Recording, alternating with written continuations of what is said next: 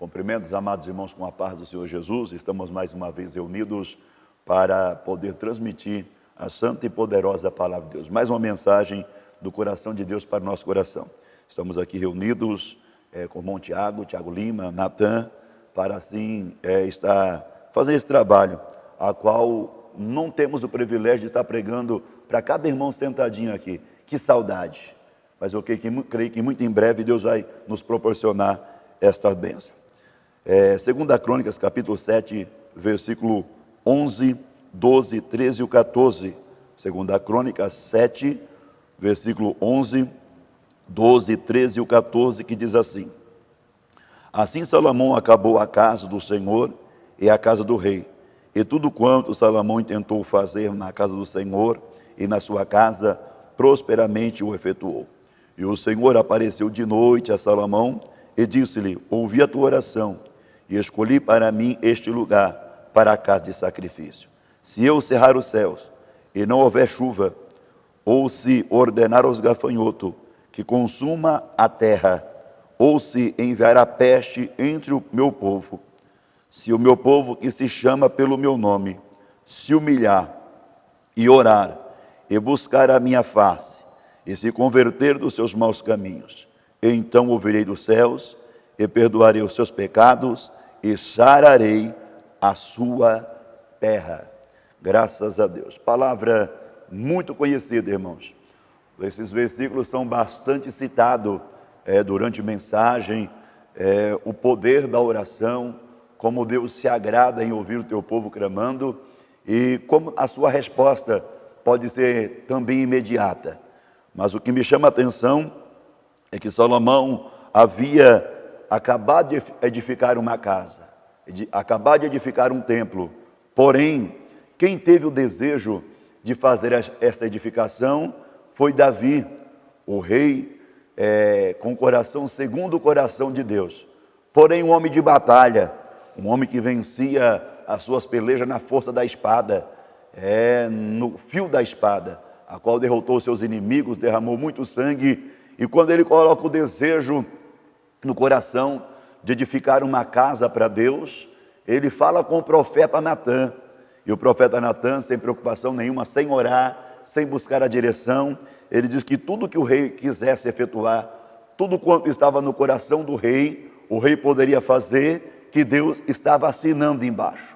Porém agora o profeta vai para sua casa, o rei permanece na casa dele, e o que me chama a atenção é que Deus não aprovou o que o profeta falou. E nós temos que tomar cuidado, irmãos. Nem sempre o que o homem está dizendo, nem sempre o que o homem está falando é realmente aquilo que Deus quer transmitir para o povo. Nem sempre aquilo que o homem está pronunciando é verdadeiramente a palavra de Deus. Mas o que me alegra é que o profeta Natan era um homem humilde.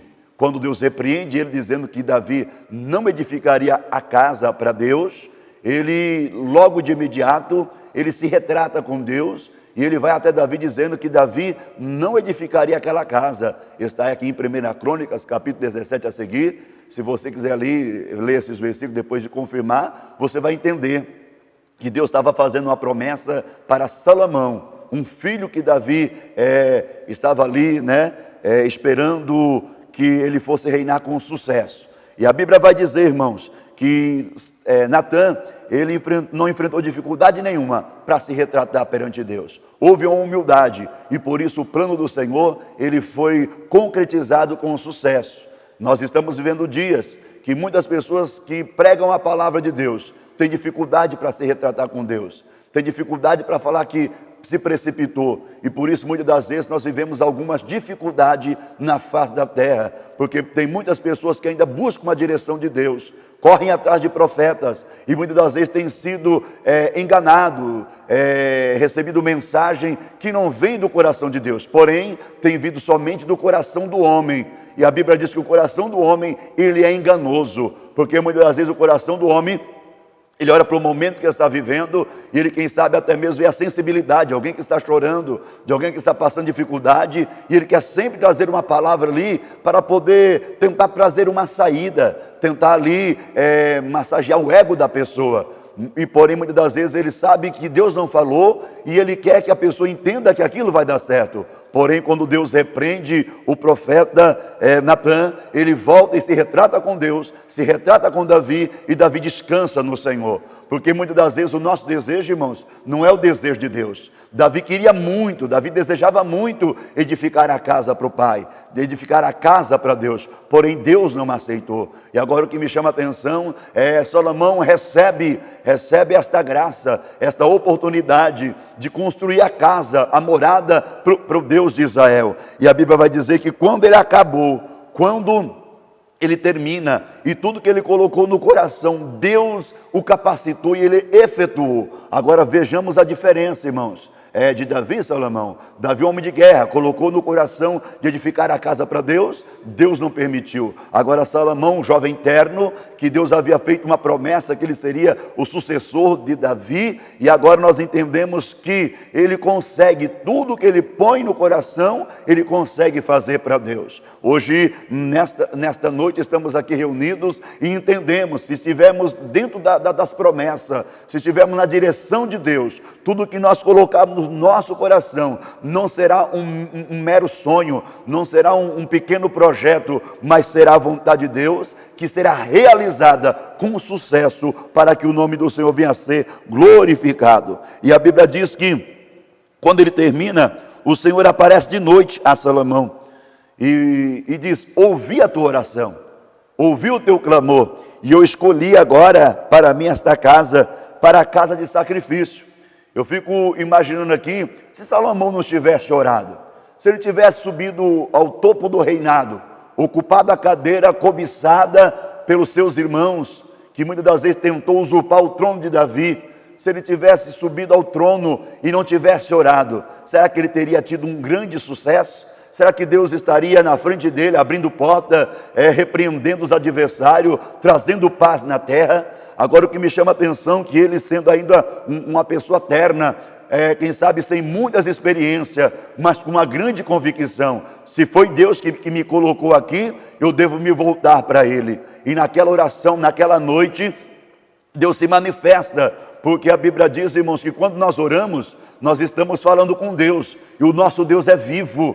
Não é o Deus, quem sabe, que alguns profetas do passado citaram eles, que eles não conseguiam trazer resposta para uma humanidade, assim como Baal. Nós vemos a história de Acabe, e nós vemos ali que Acabe, ele insistiu em colocar os seus profetas a buscar resposta, enquanto 400 profetas, 450, mais os profetas de Azera, estavam ali buscando ao Senhor, clamando a Deus, e não tinham resposta. O Deus de Elias, o Deus fiel, o Deus verdadeiro, o Deus poderoso, o Deus da igreja primitiva, o Deus da igreja do século 21, que está aqui presente, ele está pronto a te responder a qualquer momento que você clamar. E a Bíblia diz que Elias obteve resposta, mas ali o povo ficou frustrado, aleluia, diante de grandes clamores, e Elias, com umas poucas palavras, o céu se abriu, veio fogo do céu e consumiu o seu holocausto. Então o Deus que nós servimos, ele fala. Ele não é um Deus que tem boca, mas não fala, tem olhos, mas não vê, tem nariz, mas não cheira, tem mão, mas não apalpa. Se você se voltar a ele com oração, ele está pronto a responder o seu clamor. E a Bíblia diz que Deus ouviu a oração, foi Deus que falou: ouvi a tua oração. Não foi alguém que diz: ó, Deus está te ouvindo, olha, Deus vai te responder. Naquele momento Deus se apresentou para Salomão e disse: ouvi a tua oração. Eu quero aqui dizer para você, meu amado irmão, meu amado ouvinte, tenha essa convicção, ainda que ninguém profetize, ainda que ninguém diga para você que você está agradando a Deus, você deve saber da sua conduta, saber daquilo que o Pai se agrada, aleluia, saber daquilo que Deus exige de ti para receber as tuas orações e te responder com sucesso, saber que Deus é poderoso e Ele pode responder segundo as palavras que saem da sua boca. E o que me chama a atenção é que ele diz assim: ó, eu escolhi para mim esta casa como casa de sacrifício. Eu acredito que Salomão, ele fica maravilhado de ver Deus interagindo com ele, e ali ele faz uma promessa, irmãos, aleluia, porque Deus, ele sabe tratar com a humanidade. Deus é aquele que dá a corda e puxa a corda, dá linha e puxa a linha. Deus, Ele sabe como trabalhar no meio de multidões de pessoas no planeta Terra, ao ponto de fazer com que as almas, vidas, se voltem a Ele de uma maneira linda, com lágrimas nos olhos e com o coração voltado para o Deus Todo-Poderoso. E Deus diz assim para Salomão: se eu cerrar os céus e não houver chuva, pastor, já aconteceu isso? Sim. Quantas das vezes nós vemos Deus cerrar o céu? Um exemplo disso é quando Elias se apresenta para Acabe e traz aquela profecia que o céu estaria fechado, não derramaria chuva nem orvalho durante 3 anos e meio.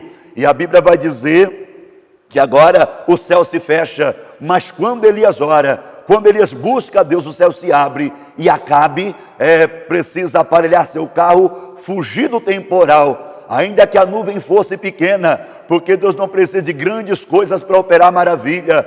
A nuvem era do tamanho de uma mão, aleluia, mas o Deus que preenche toda a terra com a sua glória, todo o universo com a sua glória, fez com que essa pequena nuvem derramasse uma abundante chuva. E a Bíblia vai dizer que é Deus que cerra o céu. A Bíblia está dizendo aqui: se eu ordenar aos gafanhotos e consuma a terra. Sabemos que Deus está no controle de todos os acontecimentos, ainda que não seja a vontade diretiva de Deus, seja uma vontade somente permissiva, porque quando o homem peca, quando o homem entristece a Deus, quando o homem provoca a ira de Deus, Deus diz na sua palavra que não tem prazer na morte do ímpio, mas sim que o ímpio se converta e se arrependa dos seus caminhos. E a forma do homem se arrepender, a forma do homem se voltar para Deus, é quando o homem Deus coloca aí um limite, Deus coloca ali as suas mãos e diz assim: ó, daqui você não vai passar, irei tratar com a nação, irei tratar com o planeta Terra,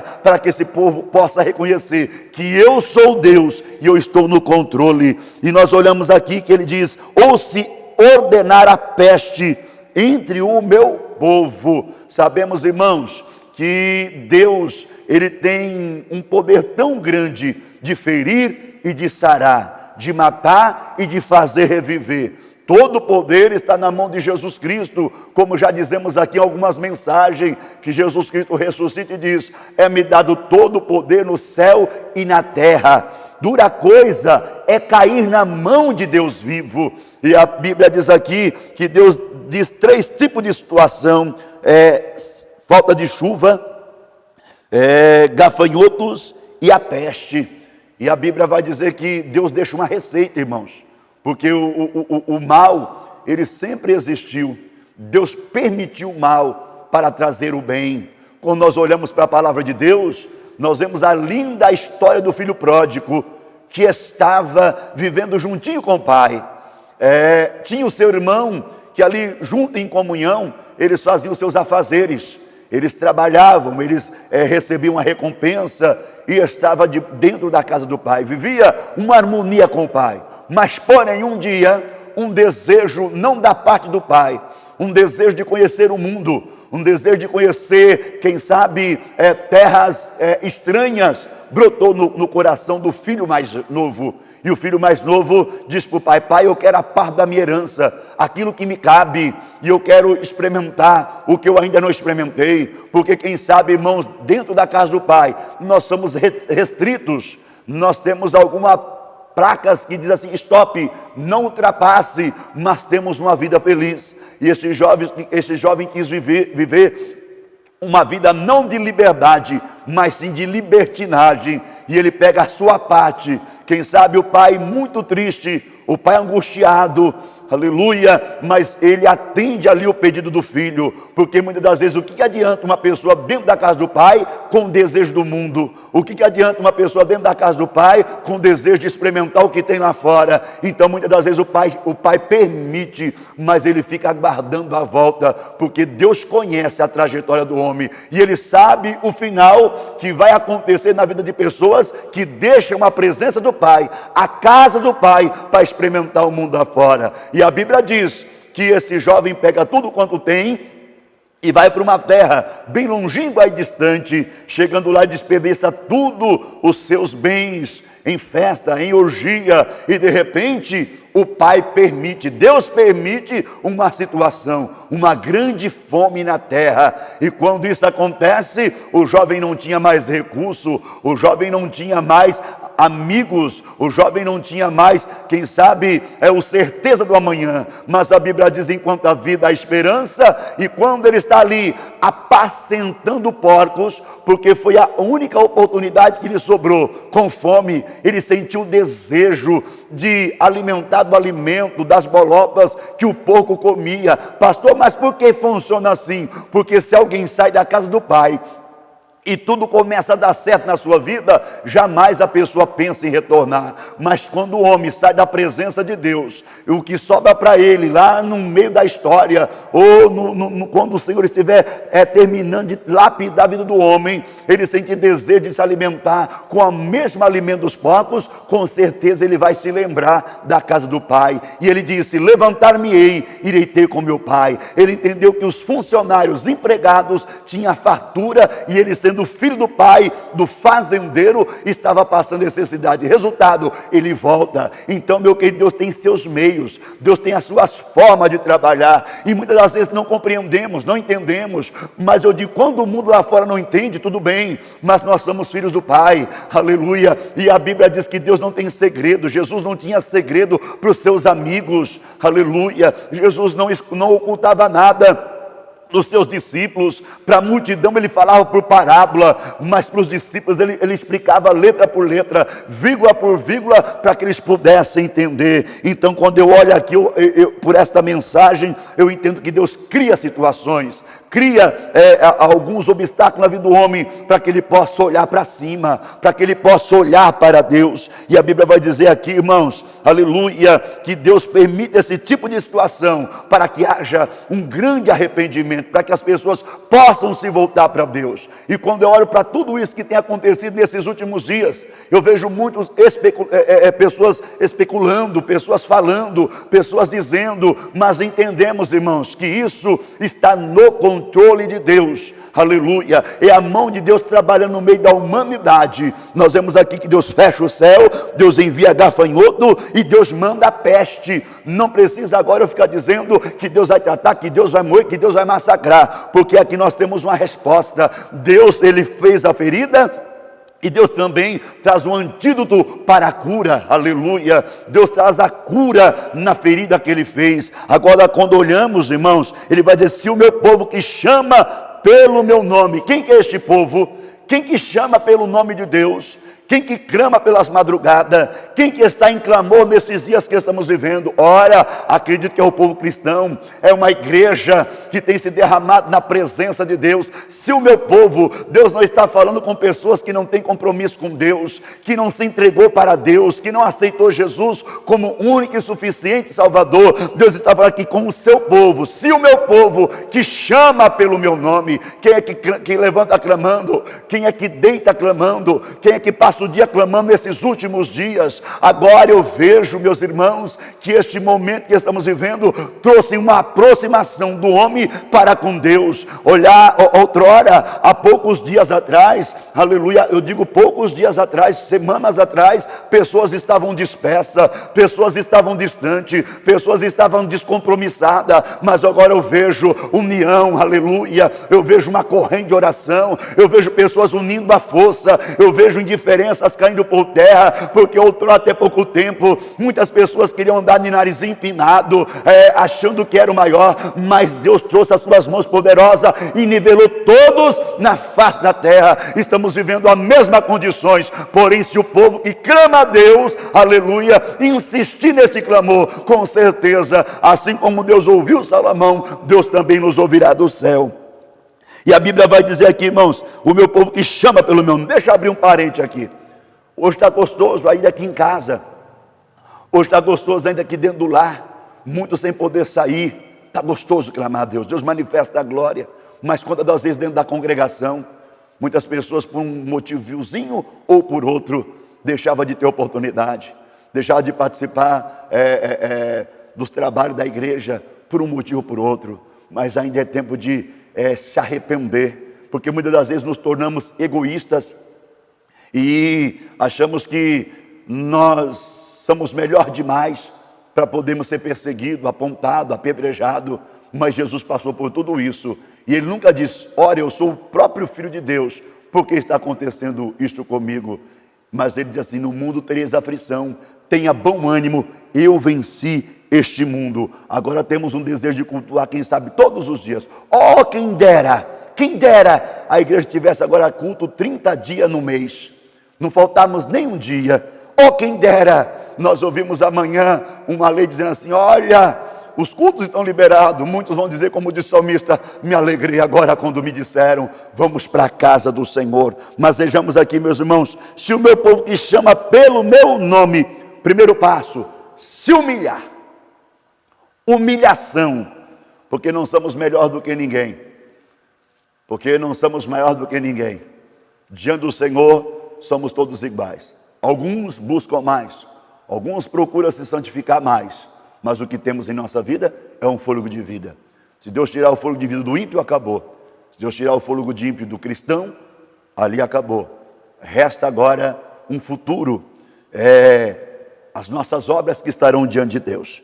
Mas veja bem, irmãos, se o meu povo que chama pelo meu nome se humilhar,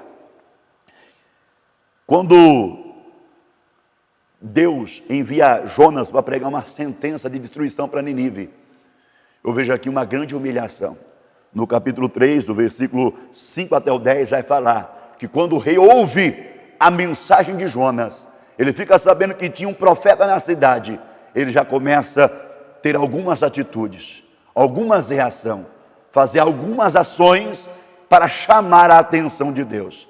A Bíblia diz que ele dá um decreto para que ninguém comesse durante 3 dias, para que todo habitante de Nínive se vestisse de roupa de saco, se assentasse na cinza no pó, nem os animais poderiam se alimentar. Aleluia, glória a Deus. Uma humilhação, irmãos, que não serviu só para o homem mostrar para o homem, porque Isaías diz que o jejum que agrada a Deus é abrirmos o coração para os necessitados, para os órfãos e para as viúvas. Mas ali eu vejo na palavra de Deus que houve ali um grande mover, um rei descer do trono, um rei se vestir do saco e se assentar na cinza, um rei que proíbe a alimentação de animal. Ele não queria chamar a atenção de nenhum homem, porque ele tinha autoridade no reinado. Era só estalar o dedo, ele chamava a atenção de todos os seus súditos. Mas ele sabia que para chamar a atenção de Deus, não é estalando o dedo, irmãos. Não é com conversa mole, não é com falsidade. Aleluia, chamar a atenção de Deus é com humilhação de espírito.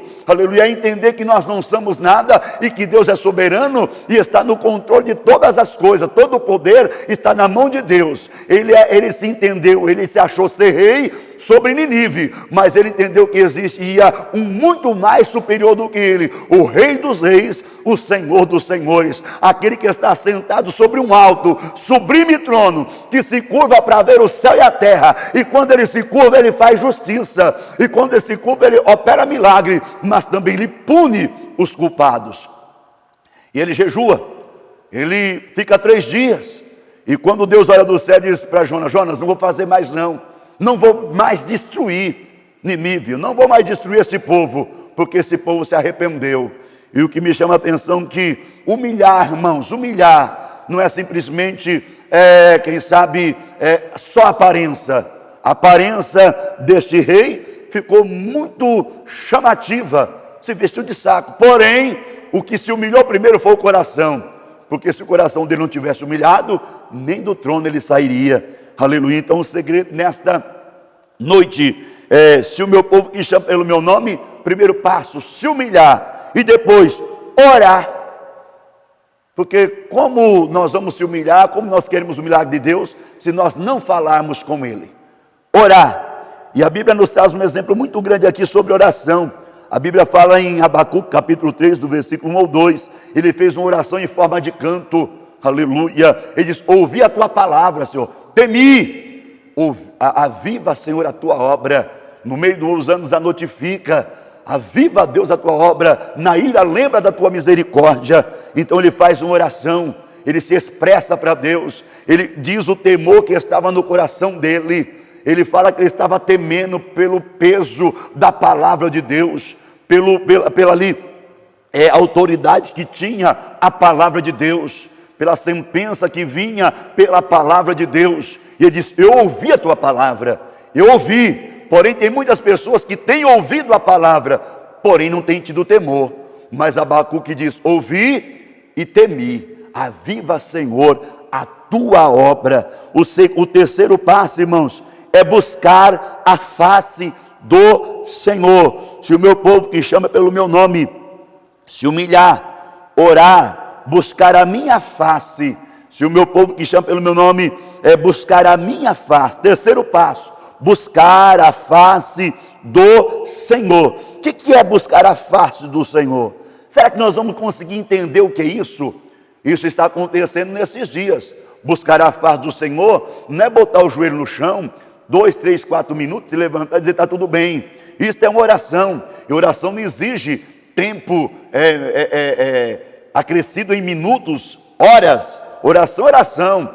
O apóstolo Paulo diz: orai sem cessar. Aleluia. Então todo o tempo podemos estar orando, mas buscar a face de Deus é se colocar na presença do Senhor até obter o milagre, é até ser respondido por Deus. Buscar a face até ver a face de Deus se voltando para as nossas vidas e o milagre ser concretizado. Aleluia. Em Mateus, irmãos, em Mateus, a palavra de Deus vai falar bem claro, Mateus 7, aleluia, 8, o que pede recebe, o que busca encontra e o que bate se abre. Uma busca incessante. Agora o que me chama a atenção é a última proposta de Deus para o seu povo: se converter dos seus maus caminhos.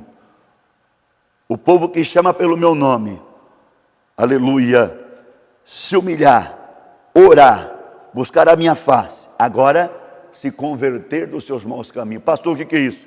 Irmãos, Deus está cansado de conversa fiada. Deus está cansado de pessoas chegar diante dele e dizer ali algumas palavras, se levantar e ter as mesmas atitudes que tinham antes da oração que ele acabou de fazer. Voltar a viver a mesma vida. E isso não está lá fora. Deus está falando com o seu povo. Se converter dos seus maus caminhos. Se fôssemos aqui dizer o quanto Deus está irado com tudo o que tem acontecido no meio do seu povo. Traições, adultérios, mentiras, contendas. Víamos aí até pouco tempo, porque agora caiu um temor, não é assim? Mas quantos pastores brigando um com o outro, contra o servo de Deus, sendo servo de Deus, batendo boca pela internet. Aleluia. Isso não é atitude de servo do Senhor.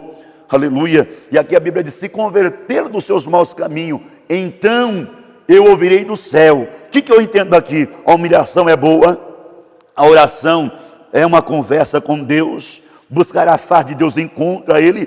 Porém, se não se arrepender dos seus maus caminhos, irmãos, não será ouvido por completo, não terá resposta. E hoje, nesta noite, Deus nos traz esta palavra, aleluia, para fazer um convite, irmãos, aleluia. Não que nós vamos ser o santarrão, ou pessoas que, quem sabe até mesmo, não possa estar no meio de multidão, porque a Bíblia diz assim, se acende uma luz, coloca no velador, e não debaixo do algueire. Então nós temos que estar no meio das multidões, para transmitir o testemunho verdadeiro da palavra de Deus. Porém, tem que haver um arrependimento sincero. Nós estamos vivendo dias que marido troca de mulher como se troca de roupa, mulher troca de marido como se troca de roupa, e muitas das vezes queremos chegar diante do Senhor e queremos ser aceito. Quando Esdra, ele convida o povo a arrependimento, homens ali que tinham casado com mulheres estranhas, choraram muito, mas fizeram conserto perante Deus. Eu digo aqui, através desta palavra, que Deus tem uma resposta para o seu povo. Deus tem uma resposta para a tua igreja, ainda que seja seca, ainda que seja gafanhoto, ainda que seja pestes, como tem acontecido nesses últimos dias, este vírus que tem atormentado, atribulado não somente um estado, mas uma humanidade. Deus tem controle sobre isso, mas precisa haver arrependimento sincero. Olha o que Deus diz: então eu ouvirei do céu, aleluia, oh glória. Eu fico pensando aqui, irmãos, Aleluia, Deus dizendo assim, oh glória, quando há arrependimento, quando há humilhação, quando se converte, a oração chega no trono. Aleluia, ouvirei do céu, perdoarei os seus pecados e sararei. Sararei. Olha aí o antídoto que cura. Olha aí o poder que restaura. Aleluia. Olha aí o milagre na vida do homem e da mulher que se converte dos seus maus caminhos. Sararei a sua terra. Você espera um milagre nos dias que estamos vivendo? Você espera a cura no momento que estamos passando? Se arrepende dos seus maus caminhos. Eu venho ministrando aqui que Deus tem o controle. Se você olhar as mensagens que ministramos, Deus ele tem poder para mudar a história. Mas precisamos ter um coração voltado para Ele, para o soberano, para o Todo-Poderoso, o Criador dos céus e da terra. E quando se fala terra, irmãos, terra, somos feitos do pó. Deus cura a nossa vida. Quando fala terra, Deus pode pegar dos 4 cantos da terra e também fazer o milagre. Se assim nós damos a entender que estamos arrependidos de todo o nosso coração. Você que se classifica povo de Deus, eu vou deixar aqui esses requisitos e já vamos encerrar. Se humilha, ora, busca a face do Senhor e se converte. Deus está ouvindo do céu neste momento. Ele está enviando o socorro, a cura para milhares, milhões de habitantes da face da terra, bilhões de habitantes da face da terra, para que haja uma cura poderosa, no geral, na vida de todos, em nome do Senhor e Salvador Jesus Cristo. Que Deus os abençoe. Continue meditando nesta palavra. Deus quer arrependimento da nossa parte. Que Deus os abençoe. Oramos ao Senhor. Nesta oração, eu peço para que você venha interceder pelos profissionais da medicina, homens que estão ali arriscando as suas vidas para poder cuidar de pessoas que estão infectadas. Orem também pelas autoridades eclesiásticas, parlamentar, judiciária, para o chefe de Estado. Ore pelo nosso presidente, para que Deus possa dar direção para ele. Ore pelos cientistas que estão nos seus estudos buscando ali algo que possa ajudar nessa situação. Se o meu povo que chama pelo meu nome se humilhar, orar, clamar, buscar a minha face, eu ouvirei do céu. E neste momento Deus estará ouvindo as nossas orações. Senhor Deus e Pai, nos colocamos na sua presença, Pai, com humilhação, Senhor, com oração, buscando a tua face, meu Deus, aleluia, e nos arrependemos dos nossos pecados. Deus, como orou o profeta Daniel, Deus, pecamos contra ti, e naquele momento o Senhor ouviu do céu, estendeu as tuas mãos e tirou o teu povo do cativeiro. Nesta noite de oração, eu apresento, meu Deus, todos aqueles quantos estão ouvindo, assistindo este vídeo, e que também assistirão logo após estar passando ali no horário das 8 horas. Apresento esta cidade, este estado, este país e os países, meu Deus, que estão enfrentando a mesma dificuldade, um inimigo comum, Senhor, oh Deus tremendo e comum, que o Senhor possa abençoar, sarar esta terra, enquanto o teu povo clama de boca no pó, Deus, eu suplico pela esperança, trago essa palavra, Jesus Cristo, que o Senhor está no controle e o Senhor tem poder para a qualquer momento sarar, não só essa terra, composta, meu Deus, pelo pastor Marcos, mas para sarar uma humanidade. Assim te pedimos, conceda do teu milagre, da tua bênção, da tua vitória. Oro pelas autoridades, pelos profissionais da medicina, que o Senhor venha dar sabedoria, livrar de todo o mal e sustentar os teus servos com saúde e vida. Em nome do Senhor Salvador Jesus Cristo, abençoa a tua igreja. Amém, Jesus. Que Deus os abençoe.